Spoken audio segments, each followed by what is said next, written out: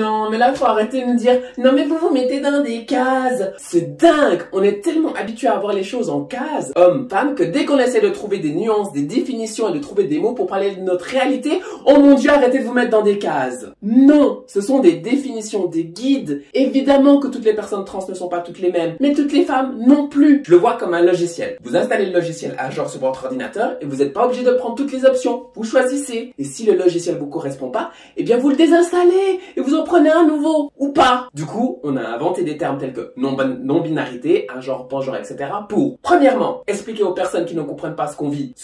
Deuxièmement, pour se retrouver entre personnes qui ont des expériences similaires. Si je n'avais pas utilisé le hashtag non-binaire, les personnes concernées n'auraient pas trouvé cette vidéo. Troisièmement, pour trouver des explications de ce que l'on vit, se comprendre soi, comment comprendre qu'on est trans sans le terme trans.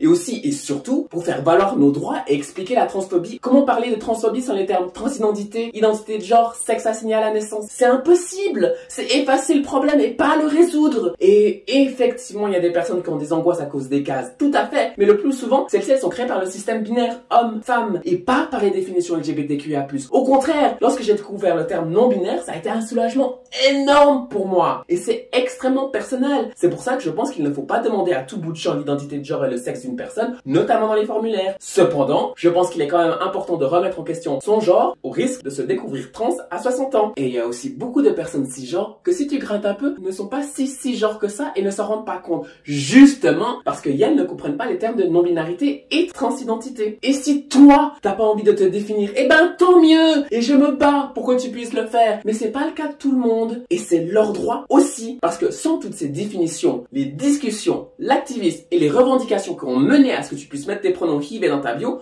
n'auraient même pas pu avoir lieu.